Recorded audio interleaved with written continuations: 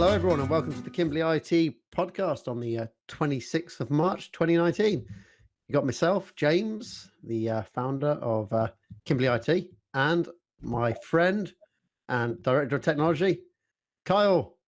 He does that deliberately, when he says that. When he says friend at the start, he's doing that, emotionally manipulating me. Now he's made me feel all fuzzy. That's deliberate action, that is, from you, James. Deliberate. Oh, yes. Get one up on the barter straight away so you don't... Yeah, I can see where you're positioned. Don't go in too hard. He's positioned himself well with that. This is our 20th podcast. No, I think it's our 21st, actually. I've been counting. Wow. Because it says show notes, 21st, in capitals on our show notes. There's one missing. Episode 21. There's one missing on YouTube then. No. Yeah, YouTube's a bit odd. The numbering on YouTube's a bit odd because I've decided we were going to miss out the number 13. And I missed it out on one platform. Yeah. And the numbering got a bit odd. So I think if you're subscribed on the actual podcast on your phone on a podcast app, then you have you have a number 13 episode. Yep. If you're on the YouTube one, you don't. It's all a bit messed up, that is. But the numbering is just a bit wrong. But we are the 21st now. All right. So you missed the celebration by 1 week, but I was celebrating hard after our podcast last week. I can celebrate 21. 21's a good celebration. 21 in. Long way to go. When you become an adult. Long way to go. When I'm listening to a podcast at the moment, that's on episode 600. Long way to go. Yeah, unless they stop, we're never going to catch them. No, that's right. They've been going for years. See who stops first. Indeed. So yeah. Recap of the previous week. I've been out and about this last 7 days, James, more than ever. Normally, you and I don't get out and about too much. And the reason being for that is a lot of events that you can go to that are held are really not always that beneficial to you. Some can be good, some can be poor. However, it's important that you do meet other people and people see you and you take part in events in your industry. So I went to Be More Birmingham last week at the Bond in Faisley Street in Digworth. Be More Birmingham was an event held by Creative England on behalf of the West Midlands region to promote creative businesses in the West Midlands region. That's the overview. It was hosted by Elizabeth Glinker, who reports on Midlands Today, and is now moving to Newsnight with a promotion, which was nice for her, James. She told everyone about that. Of course. And I can't knock her. Someone who's on television, you know me, I like public speaking. I'm a Toastmaster. I like to evaluate people speaking. Elizabeth was excellent, as you would expect from someone who worked on television. Flawless speaking. She did have an auto cue, but you know what? You wouldn't really know it. Very good at that kind of thing. Oh, a news presenter, you've got to have an auto cue to say yes, exactly. However, in person, just as good. No two takes. The event itself, well laid on, nice space. The Bond is great. I really like the Bond down in Digworth. It's a really nice place. It's a really old building with loads of history, but it's very modern. It's got a nice cafe in there to grab a coffee and some food, and the event was nicely set up. Did they have spread? Did they have butter? I didn't. It wasn't free. There was no free food, so I couldn't further investigate my conspiracy theory around spread and sandwiches, but more on that later. I bought myself a sandwich. It came with spread. That's because you bought it. Because I bought it, that's right. The event itself, it wasn't great. I'll be honest. It wasn't great. It wasn't what I was expecting. People come to these things, I believe, to either network heavily to get to meet other people on the provider that you're going to get some business or try to, because that's what most people are out to do, or that you're going to learn something and you're going to have something you can take away that will help you improve your life or business. And there wasn't a fat lot of that going on. There was a guy who spoke first. He's called Mr. A. Singh, Mr. Amrit Singh, not the one that we know, a different one. And you'll find him online under @Mr. A. Singh. He's an artist from Moseley, and he was brilliant. I really like this guy. Young Sikh guy, doing some brilliant art, working with kids, he did a lot of live streaming. He was paid by Twitter to live stream, so a real social media guru, you might say. Really good at this stuff. Only 3 years in the game doing it, so that's some legs for 3 years to be being paid by Twitter. And I really enjoyed what he had to say, and his artwork is excellent if you follow him. Does some really nice stuff. And what was his talk about? He was showing you about how you can use social media and how live streaming and video and podcast and all these kind of new forms of media, relatively new, James. I know they're not new, but relatively new to most people as new to the masses. Yes, to the masses, are the way that you can build a brand and build a reputation and have an enjoyable life doing something. Now, I know he's an artist. I know he's on his own. He's not necessarily running a business with 100 people in it. But he was a good young man, and he was doing a lot of good stuff. And the content that he put together in his videos, all edited by himself, self-edited, self-recorded, very good. What did the mayor have to say, Andy Street? The mayor bigged up the city, usual stuff. The mayor said nothing I wouldn't expect a mayor to say. Okay. Competent performance from a mayor. He turned up late, didn't he? He turned up late, did his bit, and then left. He wasn't. What I missed was in all American TV shows like The Wire and things like that, the mayor has an entourage of, you know, hustling PR people and somebody with a clipboard and then some big heavies and all that kind of, you know. The mayor had nothing, I felt, for him. He was on his Todd. And maybe the entourage were out back and I didn't see them, but he was very much a solitary mayor. Okay. I don't think the mayors of our cities have any comparability to Bit of a shame that he rushed off and didn't stick around to talk to people. Yeah, wasn't there, James. I wanted to get a photo and say hello to him, but he'd gone, long gone by the time I got to stand up. And before I left, because I had to get back that day, was the final part that I saw, which was a panel. 5 people on stage talking about investment in the city. And we had an investment banker, a portfolio investor, someone who did some investing, and then someone who did statistics in investment. It was investment heavy. And to be honest, boring. And I don't believe anybody in that room was really interested in it, except for one guy who was trying to sell his investment from the very beginning. And he'd paid for he was doing some AR thing with Peaky Blinders, and he was on the push for his thing. Panel discussions are always very difficult. They're either going to be great or they're going to be a flop. You never get in between. It was a flop, James. I don't think they pitched it to the audience. I don't think most of the people in that room were interested in heavy investment of millions into their business to get out and exit in 5 years and sell and all that kind of stuff. Yeah, I agree with you. I see this a lot, especially in the industry we're in. It's essentially business. They see it happen in Silicon Valley and people are trying to copy it. And they assume that every single startup is about getting funding rounds, trying to become the next unicorn, the next $1 billion or £1 billion business. It's just not the way it is. These guys have a business that they're building. They want to build it up. And they don't really want investors to come in and tell them what they should and shouldn't be doing. They want to build it their way. Of course, there are businesses out there that are looking for investors and people to get on board. But from the ones I've spoken to, they are mainly wanting passive investors. They don't really get involved, but are there. They've read the business plan. They understand it. They like it. They want to let the business owners and the team get on with doing what they've planned to do. And here's some investment that will keep on the sidelines. And I'll have a chat with you every month or so, catch up, see what's going on. But they don't want the American style investment taking place, which where you were and the people that are in that area, that's what they seem to be obsessed with. Yeah, definitely. Silicon Valley style investing, which just doesn't happen. No, you're right. I think it was pitched at the wrong audience, and I believe I was correct, because at the end they asked Q&A. They did the Q&A at the end, and they asked for some questions, and there weren't any, which suggests to me you've not got an interested audience if no one has a question. I know people are shy, but not one question's weak. Yeah, how many people were in that room? Oh, good 40 or 50, James. It was pretty busy. Yeah, you should get at least 1 or 2 questions if people are interested. Yeah, there was nothing happening. And before I finish up on Be More Birmingham, there was a part which I had to speak about, and I vlogged about afterwards. And this happens a lot in the world of business and in non-business world. This guy gets up to talk about his business idea. His business idea appeared to be something to do with cameras in football stadiums that caught the reactions of the crowd and enabled you to post them on social media. Right. Why would I want to do that? I don't know. Why do I want to post the reaction of somebody I don't know from a crowd on social media? Doesn't the TV does that anyway, TV coverage? Because whenever there's a goal. This is it, James. This guy's product claims that the AI will do it. So the AI will do the crowd and the goal replay before the person in the gallery does it.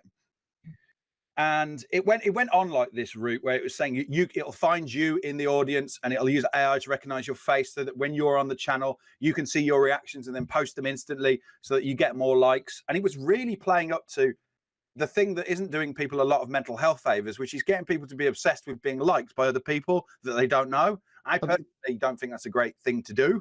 Well, the problem with that is if the AI is going to recognize you, then surely he's got to have a database of everyone's face and everyone's contact details to know who the people are. Of course, those would be the people that signed up to the app. Yeah, absolutely. Yeah. It's total nuts. No, it's rubbish. No one wants that at all. It was rubbish, James. What made it doubly rubbish, I'm afraid to say, was the video was all hype. You know, it was all intercut, fast jump cuts. We're at Man City. We're at this. Artificial because it doesn't really work. Yeah. And you watched it like it was... Or it doesn't exist yet. Like a trailer for a movie. It was like pitched like a trailer for a movie. And I'm like sat there thinking, I worked with a football club for 20 years. And in the last 7 years of that relationship, loads of technology went into watching players. It became the big thing. And I know that you don't get paid to be in the football club. You have to pay the football club to be in their club and film the players or whatever. You don't get to put it in. You have to pay them to be there. And all this stuff comes and goes. Loads of companies come and went. It was all bump and rubbish. But the audience lapped it up, James. They lapped it up. And he put on the screen these 15 awards that he'd won. And I was like, right, okay. So I get my phone out. I have a look on Company's House and I find his business. His business is dissolved under the name that he's talking about. But I find him. And then I find from him his latest business, and he's renamed his business slightly. He's like slightly changed the name of it, and he's back in business again, doing the same thing. But they're not making any money. It's dissolved because all those awards he's won will cost a lot to buy the tables for the award shows. Yeah, but the audience was in rapture of these awards, and they were clapping. And then at the end, the person who was hosting was going, "Oh, well done! Look at all those amazing awards!" And there was big claps. And I was thinking, "Are you people idiots? This doesn't mean anything. It's rubbish." Awards are bollocks. Yeah, you get an award because you bought a dinner at an award ceremony, so you're always going to get an award because they want you to come back next year. Yeah, and paying $1,000 for a dinner table for an award ceremony, it's in their interest to give you an award. So anyone who thinks they've won an award because they paid $1,000, because they've been to an award ceremony, but they paid $1,000 for the table, that's why you won the award. You didn't win it for what you did. I don't want to get into rants about awards, but this guy's business was bump. It was rubbish. I'd have told him if he'd have hung around, I'd have said, mate, you might be a nice chap, but you're kidding with that. It's rubbish. You know it's rubbish. And so are the facts behind it. Disappointing because he's on stage, James, in front of this audience, and that was no value to them. I knew what he was doing. He was after the money. He was pitching to get investment so that he could spend that money, most of it on going to Mexico and having a good time. And then his invention fails and he comes up with another bump one and does it again. Well, the other thing that highlights is due diligence. We always check people out. And the amount of events that we've seen going on where there's been keynote speakers, but then when you actually go and look into their background, it's all a bit murky and a bit strange. It's quite phenomenal. I can't even say that word. Phenomenal. Yeah, of how these guys are not checking and doing any due diligence on the people before they invite them to do a talk. Well, you know, they used to say, didn't they, about business coaches, where you find a business coach, you find a failed business person. And I think there's a lot of people out there trying to get on the speaking circuit who aren't very good speakers either, I might add, who are failed business people, but they can hack it around on their own. Because at the end of the day, if you're only looking after yourself and you're not trying to live a super wealthy lifestyle, if you can knock up 50, 60K in a year, you're sorted. Well, it's a very fashionable thing at the moment. You're right. It is very fashionable, isn't it? To be on the speaking circuit and all that kind of stuff. Yeah, to be a coach, an online coach. Lots of those. So yes, that was Be More Birmingham. I welcomed the event from Creative Birmingham, Creative England. I think that's a great organisation. I like what they're doing. I felt that event could have been better and should be better next time. Tell us about Digital Glue breakfast that you went to. Yes, back to the same place, James, in the same week. Was it the Bond? I didn't realise it's the Bond again. Yes. On Fazeley Street. So luckily this time, A, I know where I'm going. B, I know I can get parking because it starts at 7:30 in the morning and you can park around Digbeth on all the side roads at that time of day. Top tip, if you're going to Birmingham for the day, stick your car down Digbeth. It's only 5-minute walk into town. Only if you're going early in the morning. Oh, you've got to be super early. Yeah. We used to have a client in Digbeth, and if you go any time later, you will not get parked anywhere. I was 7:15 and there was loads of space. Yeah, literally, if you go about 15, 20 minutes later, you'd have got no spaces. All gone. Yeah. Well, this event was spotted on LinkedIn. Digital Glue are a marketing branding agency based down near the Custard Factory, not quite in the Custard Factory, but one of the buildings that they own in that region of Birmingham. And they were putting on an event about how to handle a PR crisis in the digital age. And really what they were saying is, what do you do if you get ransomware and your business doesn't work anymore? What do you do? How do you tell people? How do you manage that situation? And there was an interesting talk from a guy who headed up a cyber company, and he showed some interesting videos about what the real attackers look like, how this kind of stuff happened. There's a video by Cisco called Anatomy of the Attack, which is really actually very good. I don't know if we can include that, James, in show notes or anything for people. If we're doing that, could we do that? Put a link through to it, yeah. Yeah. Let's put a link to it. It's good video. It's done by Cisco, so you can imagine they've got a lot of money, and it's put like a little mini movie about how. Oh, yeah. I found that and shared that with you. Yeah, you've probably Yeah. seen it yourself. Well, yeah, I shared it with you, so yeah. You know what? Well, you know what happens. Well, I didn't steal this one from you this time. Someone else showed it to me, so it wasn't. Oh, that's okay then. Yeah. It's good. What was the first? So that was good. He was good. The guy who followed up talked about legal aspects. Difficult for lawyers, I think. Not the most fascinating of subjects. The guy did show something that was interesting, though, James. He was talking about how you need to protect yourself legally in the event of a ransomware attack and what you say. I.e., if you say something in the public domain, it could be held against you later. So you need to be thoughtful about your communication. One thing that he did share, which I wasn't sure about the ethics of, was if you can show that data and information in your business is client lawyer privileged, you don't have to release it to regulators. And he was talking about regulated industry and making most of your data privileged to the lawyer, i.e. saying, have an agreement with me, and then it's client lawyer privilege. Oh, yeah, I see, yeah. Which is, as we know, why O.J. Simpson hired Robert Kardashian in the O.J. Simpson trial to make sure that Kardashian, who could have been subpoenaed to appear in court, couldn't appear in court because he was on his legal defense team and he could tell him anything in privacy. Yep. And this is what this lawyer was kind of suggesting. I wasn't too sure about the ethics of that within a regulated industry, because they're regulated for a reason, to protect people. They are. Yeah. So I don't know about that one. I wasn't sure. I took that with a pinch of salt. It was an interesting angle. If you remind me, I can ask a friend who works for the Solicitors Regulatory Authority. About what? About what you just said. Might as well. I saw not mention any names. Yeah, exactly. But I can just ask him about this setup and see how legit it is. Yeah, I might be wrong, but I thought it was interesting. And then what else happened at Digital Glue then? Final speaker was Jay Bramall, owner of the business, and he spoke about how marketing and branding agencies like him help you communicate the message in the event of whatever crisis that you've got. And that crisis is nothing new in business. The fact that it's ransomware is just a modern take on it, but a crisis could be a fire, a flood. They've been around as long as business has been around, and how businesses like him help you. Now, I know at that event, those three people were pitching for business. They were giving a talk that said, you want to talk to us, but the talks were good. They were interesting, thought provoking. And you sat there and thought, I could take, particularly the guy who spoke about ransomware. As we know about this stuff, I validated that most of what he was saying was good and it was solid advice. And I thought that was rare, for an audience. They were getting solid advice rather than a hard pitch. I had a nice sandwich, although it was late. And one of the things I did like about that event was I got to meet loads of people from Digital Glue. All the team were there, lots of young people, and they all spoke to me. They came over and said hello, which was really nice. Instead of being left alone, humming and ahhing around, drinking your coffee, someone came over and said, hi, how are you? I'm so-and-so. I do this at Digital Glue. And you got to have a conversation. And that doesn't always happen. So kudos to them for doing it that way. Sounds like a good event. It was. I said I'd go to another one. While you were at the events, I was doing a security update on our clients. I was deactivating IMAP access. Yes, I know you were, yeah.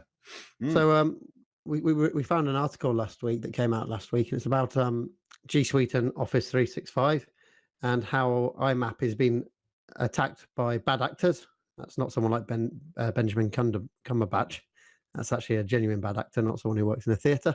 So that's the term for someone on the internet who's doing a bad thing. So these bad actors are they're doing password stuffing on the login boxes for IMAP. Yes. And as you know, people reuse their passwords quite often. And with websites having lots of breaches taking place, it's very easy to get hold of a big data set of passwords. Once you've got that data set of passwords, you just keep on firing it at the login box until it lets you in, until you get the right password. Now, that used to be called like brute force, but this is a bit different, isn't it? As far as I read it, is this about using the same password, but multiple usernames? Password stuffing. Yeah. Yeah, which is different to like brute force, which is combinations of usernames and passwords. Yeah. Because I think with password stuffing, you already know one bit of the data, while brute force is you don't know anything at all. Right. Okay. So with the password stuffing, you go, right, this password's turned up no end of times. It's a popular password. Yeah. I'm just going to hit loads of like Dave Jones, Dave Smith, and just keep going until I get lucky. Yeah. So the thing with IMAP is IMAP's an old way of connecting to your email, to view your emails. Yeah. IMAP's as old as email itself. And if you ever used Outlook in the old days or Thunderbird in the old days, you would have connected, or even on your iPhone when it first came out, you'd have been connecting to your email via IMAP, and that would download the emails onto your phone and allow you to do it. IMAP was useful in that it allowed emails to be synchronized between devices. So if you've read an email on one device, it'd be marked read on the other. If you sent an email on one, it would appear on the other, and things like that. That IMAP's been replaced by more modern ways of doing that. But IMAP is still used by quite a lot of tools. So it's not uncommon for people to have IMAP turned on and active. And because bad actors now know, well, now are trying actively attacking it, we've opted to turn it off everywhere. There's a couple of clients we've had to turn it back on because they're using tools, surprisingly, such as HubSpot, which you'd think HubSpot would be quite modern, but HubSpot seems to use IMAP to export emails into a CRM. And we know that that doesn't need to be the case because you've got CRMs like Copper who don't use IMAP, and they're able to take the emails out without needing to use IMAP at all.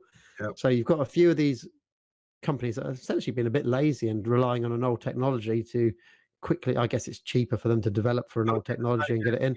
It's cheap. It's a cost thing. Just Yeah. maybe they don't have to pay for the API license too, or something like that. Yeah, exactly. And they have to pay a developer to make sure it's programmed and secured.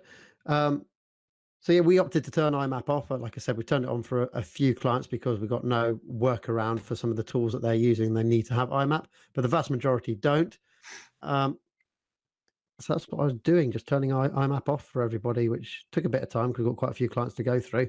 And then how I did it was I turned it off for everybody and then waited for any clients to get back in contact that needed it turned back on. Because if you go and ask somebody if they need it on or off, you're going to get a lot of umming and ahhing, and it's going to take a few days before they give you a response. So you're best just to turn it off and see if anyone has a problem and then work it out when they get in contact. We did indeed take that approach. Well, I always do that, especially on security stuff. I'm not going to wait around for somebody who doesn't know much about tech to tell me if they need it or not. I'm going to make, how I see it for Kimbley IT, our most important thing is the protection of our clients' data. That's their IP. That's where all their value is. So if I know there's a security issue ongoing or as a global attack taking place, I will do what I need to protect that data, even if it requires shutting some systems down and stopping people from being able to be even if it causes people to lose productivity for a day or two until they realize. And I don't mind doing that. It's all about protecting the data for me, not the end user. I appreciate that. So that's what we did. That's what I did while I was away. And it's earlier today, I was over at a client because I had to, they had an iPhone that had been set up with the IMAP. Was it iPhone? Was it? Yeah. Yeah, it's an iPhone that they set up with IMAP, which is quite easy to do because that's what an iPhone prefers you to do. But you don't need to do that anymore to connect to G Suite. You can go into the accounts on the settings page of your iPhone and link it in the proper way now. Previously, you had to do IMAP, but they're not secure. They're not IT experts, so they did it in the way that they thought was the correct way of doing it, which was fine. But it just happened when we turned the IMAP off that emails weren't going through to the owner's phone anymore, so we had to flick it over. It's one of the things that makes me think about security, James, is the fact that there are multiple ways to do things in IT, of which the general populace, those who are non-techie, will choose whichever one's the easiest for them to do or the one that they know. However, sadly, techies will do the same as well. Okay, well, yeah, I wasn't going to get into that bit, but you're right, they do that. But it generally happens. If there's two ways, you'll take they don't know any better. And it always makes me think, why aren't the people who are providing this just make it the most secure way all the time? Yeah, well, I think it's also to do with technology moving on, and the problem is the legacy systems remain in place. They don't just switch them off. If you switched off the old legacy systems, or you said, like Google or anyone says, that only the last two versions are supported, then people start to move on. If it's indefinite, or if it's like an open source technology, which IMAP is, that's just going to carry on forever and ever. Yeah, you are right there. I'm thinking, you've got Apple with their iPhone. They could turn off IMAP. I suppose they're not going to want to because they might alienate some amount of people who still use that technology. But that's not why they do it. It's a bit. I wanted to get to this anyway because it just bugs me. I'm going to talk about it anyway. When I see an advert on television for Haribo, right, the sweets. Haribo, and then it pans across, new Haribo, 30% less sugar, same great taste. Right, well, if it's the same great taste, why not make the whole lot 30% less sugar and just call it Haribo and just make it better? Why? I wouldn't want Haribo with 30% more sugar. Yeah, it's always like it's always an add-on at the end of the main advert as well. Like it's an afterthought. Yeah, they've tacked it on. You can there's another one as well. There's a weight loss tablet out there, James. You take this tablet and basically you poo it out. It turns your poo into like oil and it comes out your bum. It's not very nice. And they've got this weight loss tablet, right? And it's fat people to thin people. It's really playing on that. Weight loss tablet A, and then super max strength. Like if I want to lose weight, why wouldn't I want the max strength tablet? Why wouldn't I want the maximum amount of weight loss? Anyway, if I want to lose weight, it doesn't make any sense to me. I'd want the max. Yeah, especially with your Haribos. I brought that as my rant. There you go. My rants on TV adverts and Haribo. Listen up. I've got a rant later on about Google Tasks. So yes, everybody, I am going to have a rant about Google. All right, let's get on to some positive people. Let's tell them about something good. Well, we've got the coming week. We haven't even gone to the coming week yet, and you've got the West Midlands business growth. You've got Go Ape, which I haven't been invited to, and I've got IMAP security there, but I've already just spoken about that, so we can give that a skip. Business growth was a breakfast network meeting I went to this morning. Oh yeah, you told me it was rubbish. It wasn't very good. You know how I know it wasn't very good? They're not listening. Well, it wasn't the fault of the people putting it on necessarily. The problem lay, I walked in the room, I'm the only person in a hoodie. Everyone's in suits. So I immediately know there's no one here who's talking my language. Oh, yeah. Yeah, I'm in the wrong room for what we do. Should have turned round on your heel and walked back out. Yeah, there's not a modern business owner in here that wants to talk about modern technology systems. Oh, yeah, you can tell that straight away. You walk in and everyone's in a suit. Yes. Get out of there as quickly as you can. Well, there happened to be one of the people heading the event I already know. She's the MD of a company that provides financial directors to people like on a virtual financial director basis. Yeah. And I got chatting with her, and she's got another business, and actually she had some interesting questions around how she could move it to the cloud in the recruitment industry. So I will be having a chat with her to see whether that may be something we can help her with. So you never know, but that's because I already knew her. I'm just so lucky that she was there. It was an established relationship. There was a guy talking today about pricing. He was very good. I enjoyed his talk. He did a decent talk. However, it's a funny thing, James. He's putting out there all this stuff about pricing. You and I have been through this. When was the last time you raised your prices? How do you position your price for premium versus cheap? Did you realize that if you have three prices, low, medium, and high, and the high one's really high, you'll push people down to the middle one because they'll anchor off the big one at the top, and all these kind of things. But all this information that he gave, as valuable and as good as it was, is completely and utterly freely available online, and it's not very hard to find. Like I found all this in podcasts. Well, this is the thing. I don't have a problem with that. The information is freely available online, but the vast majority of people, as we know, are lazy, so they're not going to search for it. So the only way they're going to find out about it is by going to business networking events. Some of them might not even know it's available online, to be fair, based on their age. But yeah, it's all on there. You don't need to go have a coach. There's no point for a coach. You can find everything you want online.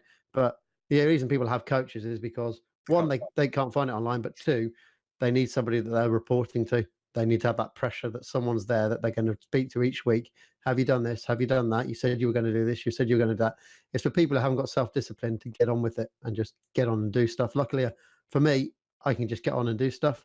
A coach has never worked out for me. I had a coach once, and it was good for the first year. There was a lot of valuable information I got, but it's diminishing returns of a coach. So you have a coach. I had it for 3 years, and probably the last 2 years were a total waste of time because they only have a certain amount of knowledge. And once you've used that knowledge that you gain in the first year, it gets a bit repetitive and a bit boring because they're just going over the same stuff because they haven't got anything more to add to it. That's the whole point of the coach. Yeah, I agree. You know that I've been in, and I am in mastermind groups, and I've been part of these things. And I enjoy them mostly more for the social aspect. I enjoy conversation, learning stuff. However, in terms of have I really been pushed hard by a coach to get stuff done? No. If I'm not going to do it, I'm not going to do it. I'll only do it because I want to do it. It's only me that can make me do it. I don't care, even if the people in the room go, "Oh, you didn't do it." I'm not bothered. Yeah, I'm only bothered about me or you or letting you down, but I'm not bothered about what other people think. Thanks. I'm glad that thought popped in.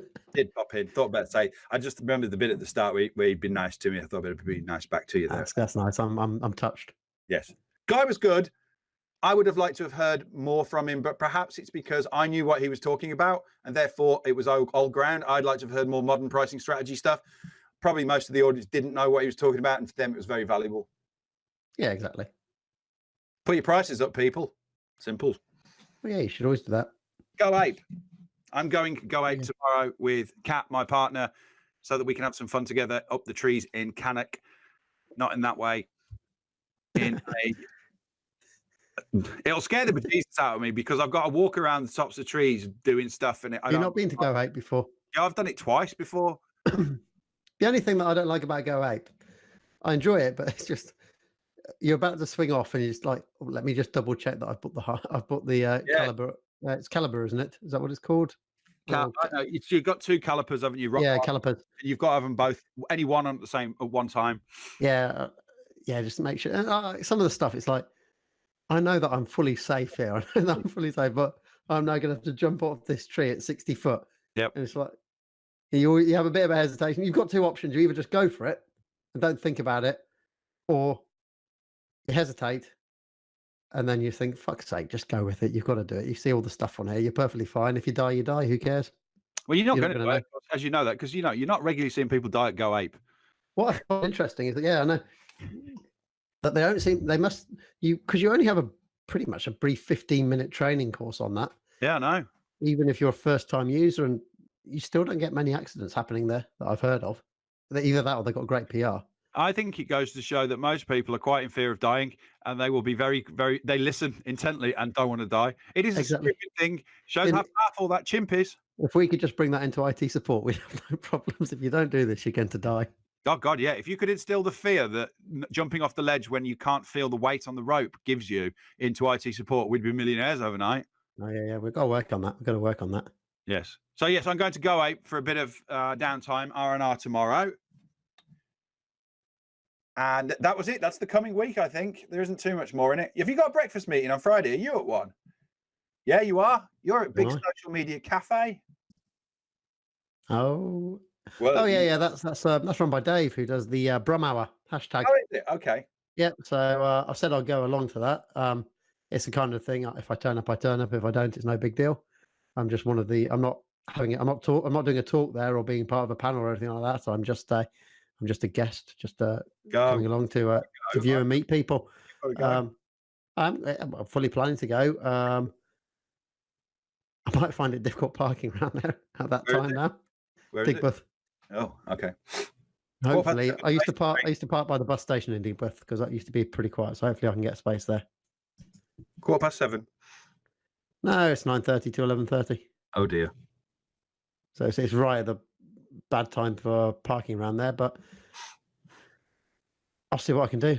Yeah. But yeah, I fully intend to go along because I popped over to that one about a month ago when on the day I didn't realize it was going on, and I saw it on I think it was Meetup. It might be Meetup or the other one, Eventbrite. Yep. And popped over there on the same day. I was a bit later in the day, and that was where I got a tour of the Birmingham Hippodrome, which was really good. Superb. So yeah, meet with a social media cafe at the Big R Canteen. I've never been there. Okay. On Gibb Street. So let me go back to the show notes. Oh, we got our focus section now. Let's focus. We're going to be focusing on a new feature coming to Google Drive called Priority. That's right. Priority page in Drive. So this is a new start page you can have for Google Drive, and it's powered by lots and lots of AI. So it's at the moment it's separated into two sections. So you've got like a section across the top, which kind of works out what files you're going to need right now based on what you've recently been working on, who you may have recently been chatting with or emailing with, and it will put those at the top. So for example, I'm looking at it right now and it's worked out that, hey, I've got the Kimbley IT podcast now because it's probably seen that in my calendar. So it's got the show notes up at the top and it's got a comment from you that you've left on the show notes. And I can click on open comment and get straight into that and reply back to you without having to go and hunt around or remember to do it. The AI has brought that up for me.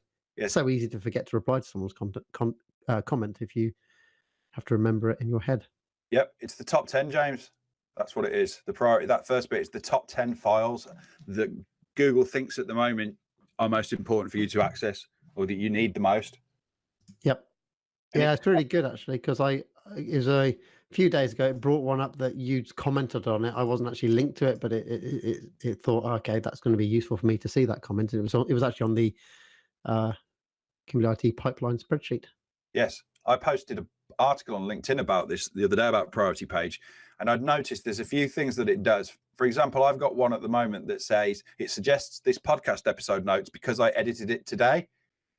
There's another one that suggests a sheet because you edited it this week. And my favorite one that I've spotted is you usually open this file around this time. That's very good. And I've seen that happens around about an hour's sort of interval between 11 and 12. I've got a couple of files that it will say you usually open them around this time. Now that's clever. That's looking at the time of day that you pattern open a file and probably thinking, maybe he checks a log or he updates a record around this time, or he does that task every day at this time. So here's the file. That's clever. Then you've got the next section, which is very good. It's called Workspaces. No messages from today. For earlier ones. Alexa, stop. Alexa app. Alexa. Workspaces.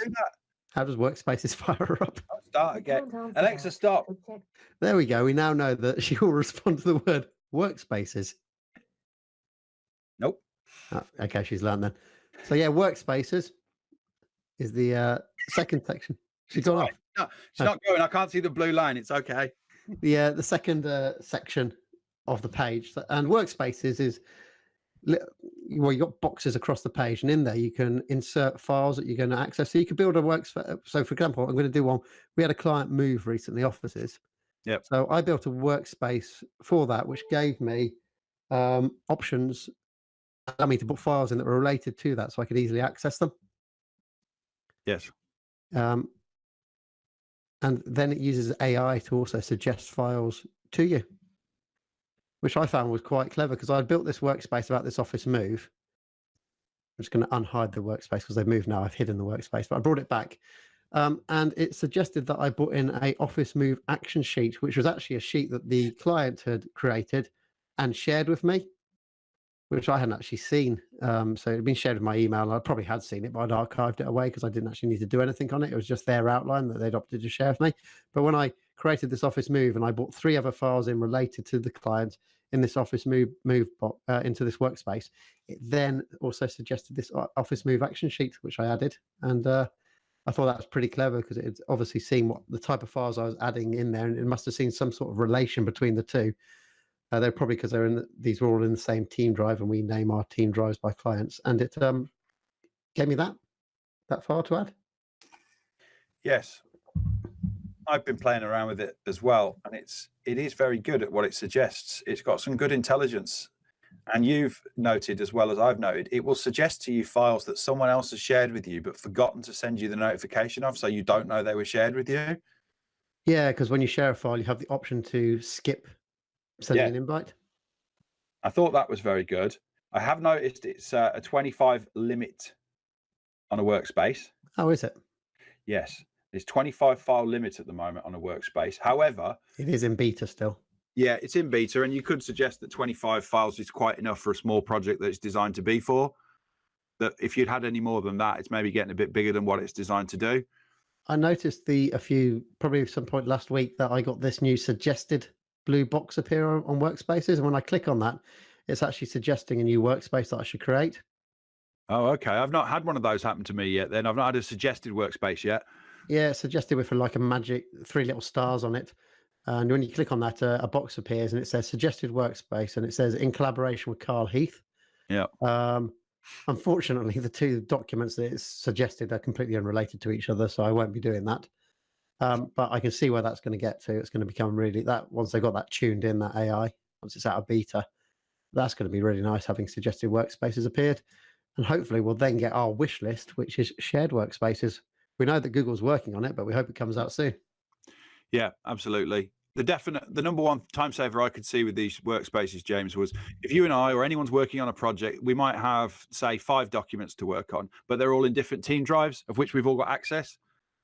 And it can be a pain in the backside going into each team drive to find them when you want to work on them. However, you might say, well, I'll star them in Google Drive. I know what I'll do. I'll star them. But it doesn't take long for your starred section to get full too and become unwieldy, and can't find everything in starred. So this is a very good way of doing it. Yeah, I find a lot of people don't use starred in Google Drive either. I don't use starred at all. Very rarely. But yeah, if I could build a workspace and then share it with somebody that's got all the relevant files that they need access to, that's just awesome. Yes, yeah, I know. Yeah, that's right. You could build the team set of work files and then distribute them to the team and go, I've done it. So everyone has got to build the workspace. James builds it once, and 20 people benefit from it. Yeah, and it's all on their priority page when they load up. Yeah. Oh, you're right. That's a killer feature, and I'm sure it'll come. It sounds to me like with Google, they sort of build the basics, release that, and then they add the functionality on top, and then release that. Yeah, they've mentioned that shared workspaces have been actively worked on, so it will be coming at some point. It may get rid of Stard completely because it kind of does make Stard irrelevant, because I used to use Stard, but now I use a workspace instead for the files I want to put together. Yeah, I imagine Stard will stick around because it's been there for such a long time. There'll be people that are using Stard, or they've had it for many. It's a legacy feature, so that will I imagine that will stick around. Oddly, I use Stard a lot in Gmail to star emails that I need to action or haven't done what I need to do on them yet. But in Google Drive, it's just never happened for me, the Stard stuff. Yeah. And I'm looking forward to when Priority goes live, which is a general availability, which I think is the start of April. Is that right? Early April? I don't know the exact date for GA. I think when I was writing my blog last week, it's early April. It's on rapid release now, which is why we've got it. And then it's live in April, and we'll start showing it to clients. And I'm absolutely positive this will help people save 5-10 minutes every day of looking for files, maybe longer for some people, depending on how good you are with your computer and how fast you are. But this is a good time saver. I think that's a good focus we've done on priority page there for Drive. Yeah, you can't go too far into it. If you're a Google Drive user, keep an eye out for that. You'll be getting access to it very shortly. Yes, indeed. So in the news, the big one, well, two big ones, I'd say, actually. First one is Google Stadia. So Google Stadia is Google's new online gaming platform. It's massively disruptive in that it removes the need for a console. So the creation of consoles and the next generation of consoles is probably dead. If Google Stadia becomes a big success, you will no longer ever buy another console again because you won't need the hardware. Google Stadia is a gaming platform that only requires Google Chrome. So you could argue that the Chromecast, a £30 device, becomes your new console that you plug into the back of the TV. Let me get this correct, James. I don't need to own any device with Stadia except for a controller. Yeah, a controller and clearly something to view it, and assuming you've already got a computer. So, all right, you've got a TV. If I'm sat in front of my Pixelbook, yeah, your Pixelbook will be fine. And I've got my controller, which connects to my Pixelbook using Bluetooth or something like that. Does it run Google Chrome? Well, yeah, of course it does. It's Chrome OS. That's all you need.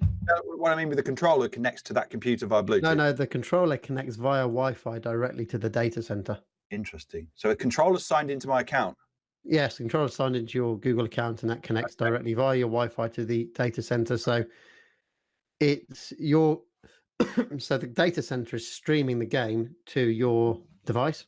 Yeah, so I'm trying to make sure that people understand this because it's a new concept in playing games, online games. There's no downloading of the game. It's been tried before. There was a company called One Live who tried it. Yeah.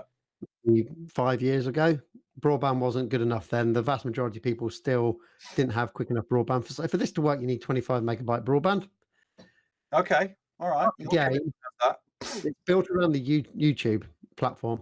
So you go on YouTube and you type in the name of the game that you're interested in. Maybe it's something like The Division 2 by Ubisoft.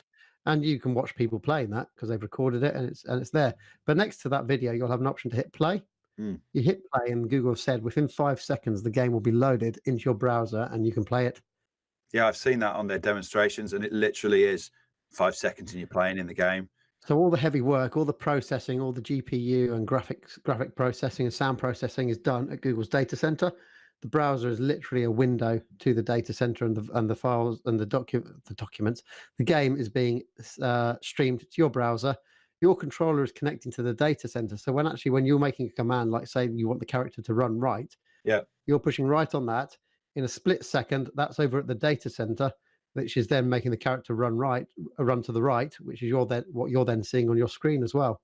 So this is super late. This is about latency. If you haven't got good latency, this isn't going to happen. Yeah, it's 100% about latency. Hence the reason for a minimum of 25 megabyte download broadband connection. Yep. Without that, there's going to be latency. I suspect there's going to be more latency than they've said. They haven't actually said what the latency is going to be, but I think a lot of people will be able to run it quite well. Google is not going to launch it if they know the vast majority can have a bad experience. They're Yeah, only doing this because they're happy that they can handle the load and that people can have a nice experience. The vast majority will have a nice experience playing the game. this is what I read a journalist article who was trying to be slightly provocative and critical of it. And although there were some issues around the concept of who wants to offline game and not be connected and all this kind of thing, the guy did admit that the second time he picked up the controller and they reloaded the browser for him, he was able to play Assassin's Creed perfectly well. Yeah, And exactly. He said the first time he tried to play it was all blocky and it didn't work. So the guy from Google just reloaded the browser and reset the controller to the data center. And he said second time it was bob on. Now he said, I don't know what speed of connectivity there. It was the Google event, so obviously it was huge. Oh, apparently they were running it off the local Wi-Fi. It wasn't Google broadband that they were using. They made a specific point that they weren't using Google's own private broadband. They were just using the public broadband available at the place. Okay. Well, I saw it, James, and you're absolutely right. This could be the biggest disruption in game playing since your blockbuster Netflix type switch, when that change happened between those two things. Yeah, they haven't announced anything about pricing, but I suspect it's going to be the Netflix of games. £9.99 a month. You have access to this game library that we've got available for you. Now, there are gamers that aren't keen on this because as a gamer, it's nice to own the game. So it means in 20 or 30 years' time, when, you can't get that game anymore because it's no longer available, it's not being streamed or something like that, you've still got access to it and you can play the retro gaming. So it could affect retro gaming in the future. I saw a few people speak about that. Yeah. That you know what I think about that, James? I think the same thing I think about classic cars. It'll just become a niche. And then there's the other argument about, you've got your saved game. Will that continue if you decide you don't want to use the service for a while? And then when you do decide, say you want to, you're going away maybe, or you're going on holiday, or you just don't want a break from gaming, or you want to save money. You can't afford the service at the moment, so you go off it. Say you go off it for 12 months because you just can't afford it. And then when you do want to rejoin, are your saves still going to be available? Are they going to keep them held for you? I suspect they might, because it could be put in cold storage, which isn't going to cost them a lot to look after those saves for you. Yeah. Or some companies used to do like minimal charge for being offline. Like it's like $2 a month to just park and not use it. Yeah, Netflix has the option to go on holiday and where you don't get charged. But again, Netflix is slightly different in that they're not holding any any data for you. No, because that's all active built data. Supply, isn't it? But I'm looking forward to that, and it is. I think Nintendo is going to be the most hit by it, because as far as I'm aware, Nintendo doesn't have the data centers. They don't have the global network. They don't have their own fiber cables under the sea that Google does. I suspect Netflix. This is my prediction: Netflix and Amazon. They'll either team up, or Amazon will acquire Netflix. Nintendo. So Nintendo and Amazon are either going to tie up. Okay, because Nintendo does have brands and characters and back catalog that's worth money. Yeah, and Amazon doesn't have that. Amazon wants to get into the gaming industry, but it has no IP, no AAA IP. Amazon, Mario, and all that. Yeah. I suspect it's more likely going to be a tie-in than an acquisition, because it's a Japanese company. They don't do that. They don't really do acquisitions or sellouts. So I think it'll be more of a tie-in where you get Amazon Prime and you get access to the whole of the Nintendo back catalog that's streamed to you. Interesting.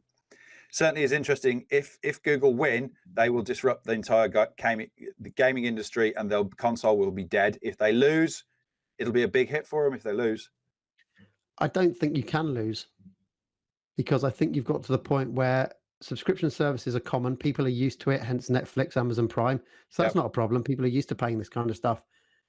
Internet's always getting quicker. You've got a critical mass now that have got internet that's adequate enough for Google Stadia. Don't forget, most people are using Google Chrome browser, so Google probably has a good idea of how fast people's internet speeds are globally through the Chrome browser. Yeah. So they're doing this because they know they've got critical mass now. So this idea of streaming games is the future, and I don't believe it will fail.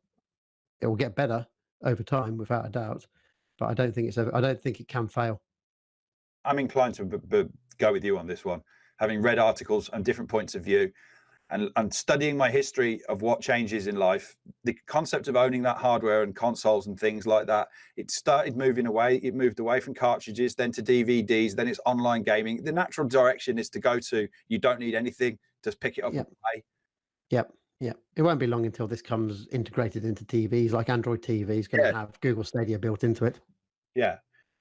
The only thing you got to own then is the controller, because at the moment there's no way around that. You need to be able to have that little thing. Well, they've said actually you can control Google Stadia with your existing Xbox and PlayStation and Nintendo controllers. Oh, interesting.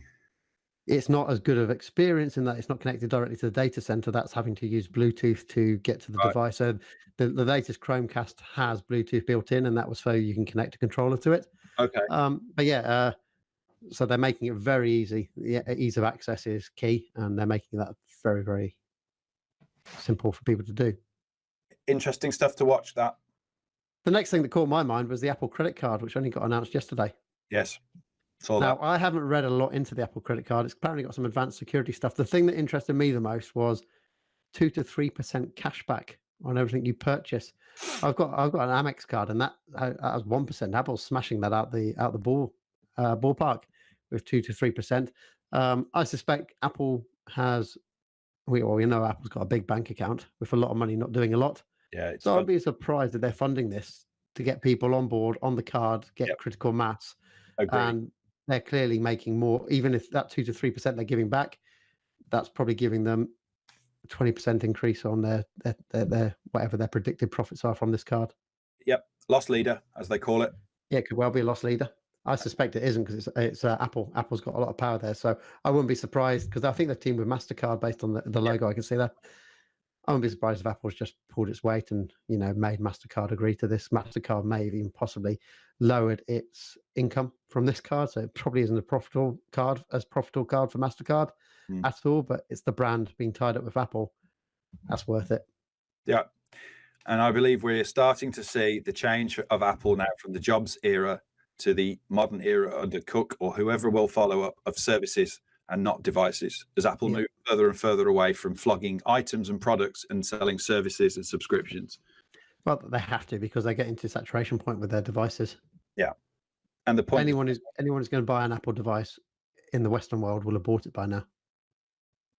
And it's hard to really get people excited about the new one, because there aren't enough advances now. The device is just slightly marginally better. Well, sometimes they're not even marginally better. They're actually marginally worse. Like the latest MacBook Pro, that got slated when it came out because it had a horrible keyboard. Yep. What else did it have? Something else that was really, it wasn't as powerful as the previous one. Yeah, and the keyboard broke a lot. And when it breaks, it's mega expensive to repair. And Apple were claiming it wasn't their fault under warranty as well.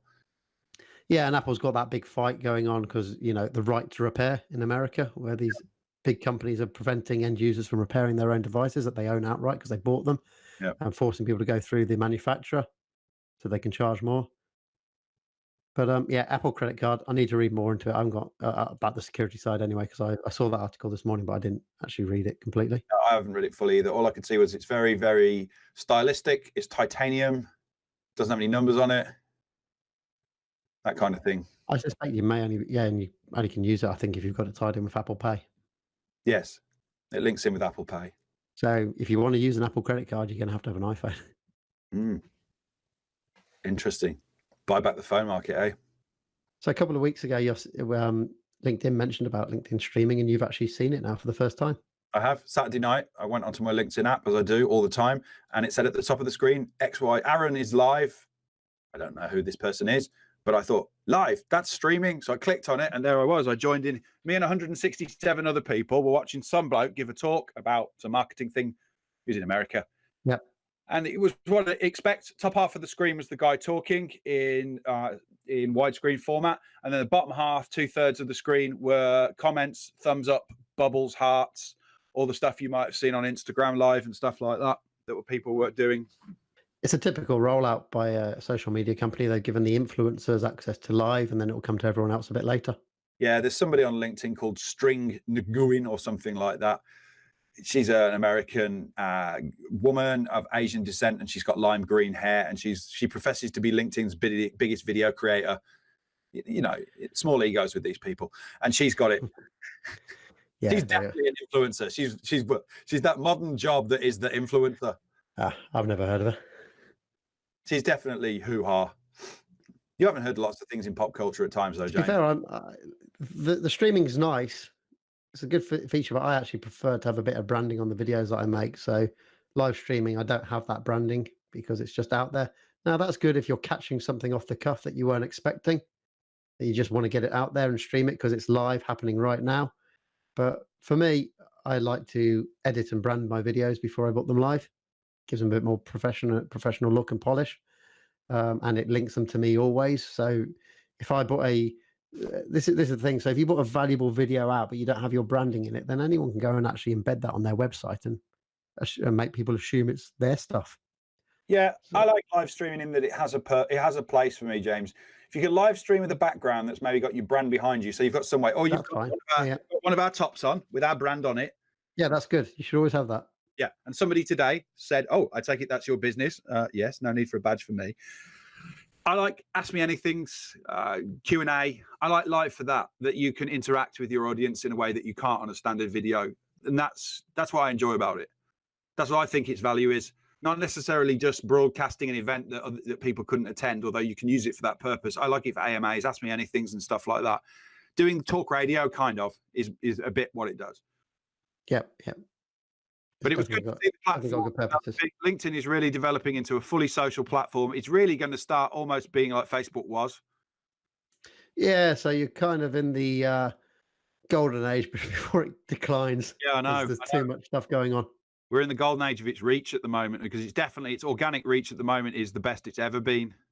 Yeah, exactly. Especially the videos I put up yesterday. Yeah, I saw that.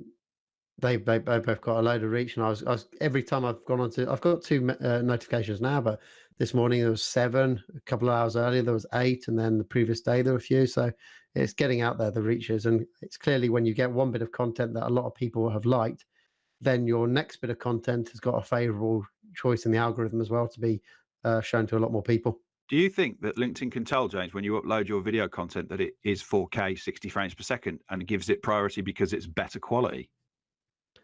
Well, they can definitely tell that, and that's a good possibility. But I think it's just because they like video that's uploaded more than YouTube, because if you upload it onto them, then it's on their platform, and the person's not going to bugger off to another website to view it. Yeah, I know. Their whole focus is to stay on LinkedIn. Yeah, because that's for their ad revenue. Yeah. Should we go on to the rant? Yeah. It's only a mini rant, but it's still a bit of a rant. It's Google Tasks. I've always had a love-hate relationship with Google Tasks. It's been part of G Suite and Gmail since forever, since it began, but it was essentially ignored by Google for best part of probably a decade. Right.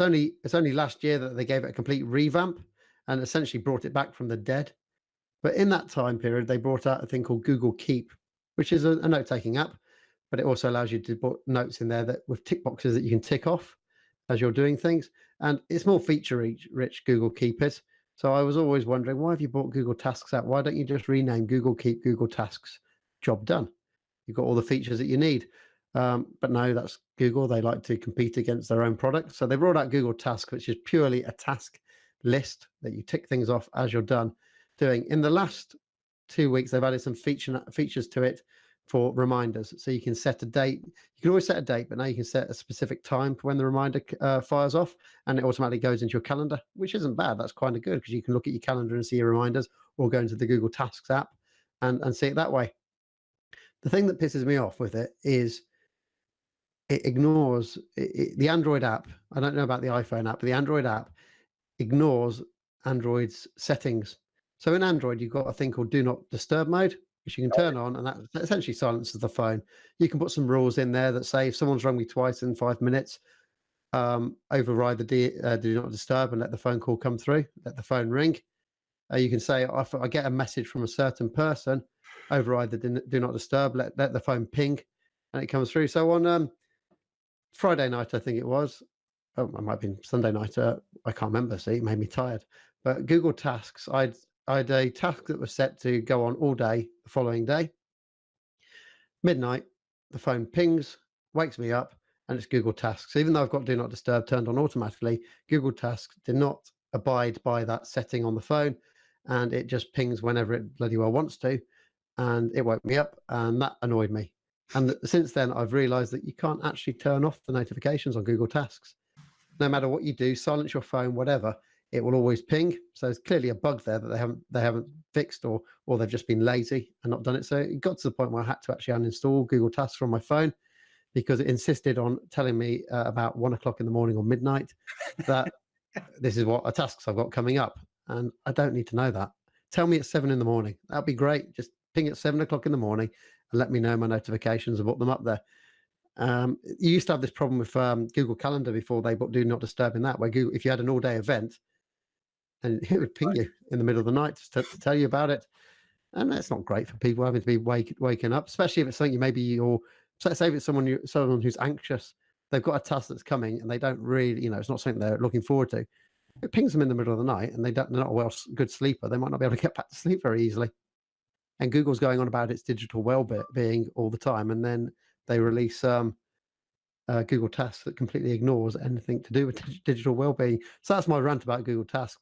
They've fix it. Yeah, fix it. I agree with your point about waking up in the middle of the night and thinking about work or being reminded of something you're not keen on. I used to suffer with that a lot. I couldn't get back to sleep. I've learned. I don't have as a stressful a life now, and that I worry, and I don't worry about stuff as much as I used to do by a long shot. You must be thinking I was a neurotic mess in the past, considering how much I worry about things compared with you.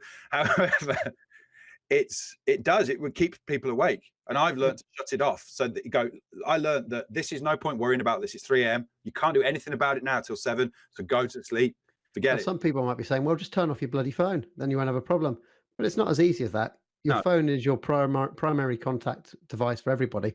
And maybe you've got a relative who lives on their own, who may have an accident and they've only got their mobile and they need to call you. Yep. And therefore that's where Do Not Disturb comes in, because, hey, I can put a star in and say, let this person come in all the time. They can override Do Not Disturb at any point, or I can say, let them ring twice in 5 minutes and they can get through to me. Because that's normally a sign of emergency, especially if someone's ringing you at like 1 o'clock in the morning and they ring you twice, in succession. That's probably something a bit urgent going on there. So they should be let through. So just turning your phone off is not a simple solution to something like that when you get an app that hasn't been programmed well. No, you can't turn the phone off, James, for the exact reasons you've given. That's exactly it.